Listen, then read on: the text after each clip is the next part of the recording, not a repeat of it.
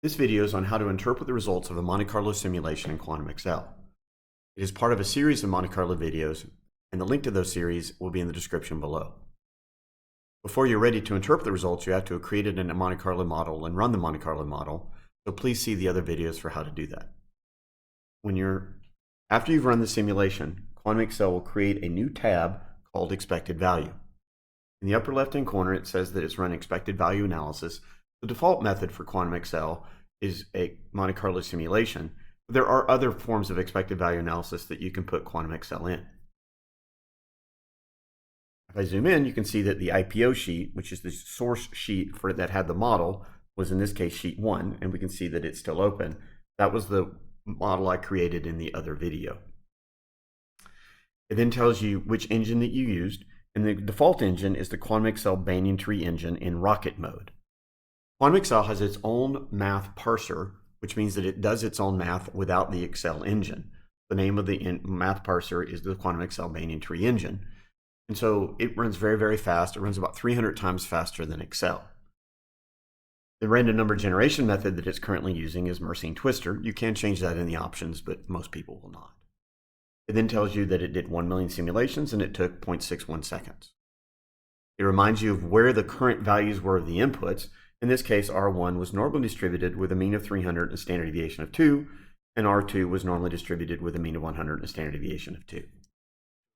To the right are the results.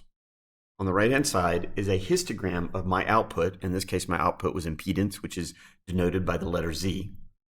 And in the bars below is a histogram of all 1 million Monte Carlo simulations. Quantum Excel, by default, fits a normal distribution. So this blue line is the normal distribution of the data.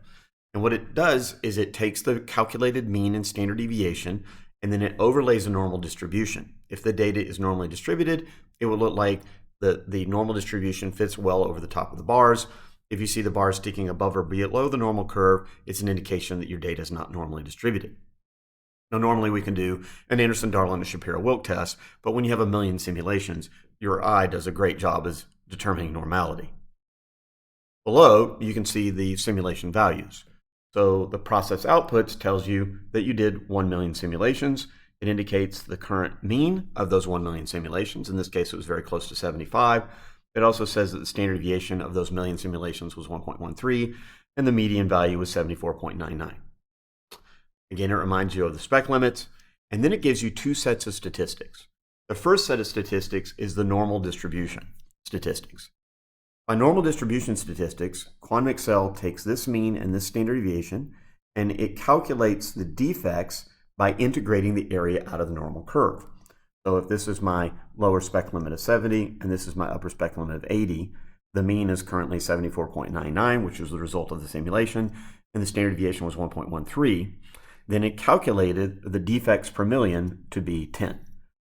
So there were 10 defects out of the 1 million simulations, and that method is by integrating the area under the normal curve. The CPK is calculated to be 1.472, and the CP is calculated to be 1.473. Underneath that are the observed defect statistics. Now, the observed defect statistics are not based upon the normal distribution. They would work for any distribution, whether it has a name or not. And all Quantum Excel does is during the Monte Carlo simulation, if a simulation is between the lower spec limit and upper spec limit, then it's in spec. But if a simulated value is outside of spec, then it counts as a defect.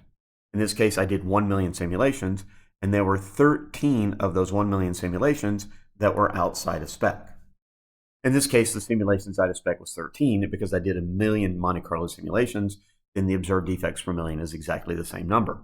If I had done 100,000 simulations, then the observed defects per million would be 10 times greater than the simulations out of spec. By having both the normal distribution and observed defect statistics, Quantum Excel allows you to calculate defects either with the assumption of normality or without the assumption of normality. On the right-hand side are percentile statistics from the maximum all the way to the minimum as well. Visually, what Quantum Excel will do is color the area outside of spec as red and inside of spec as blue. However, in this particular case, the area in red is very, very small because there are very few defects. And that is how you analyze a Monte Carlo simulation result in Quantum Excel.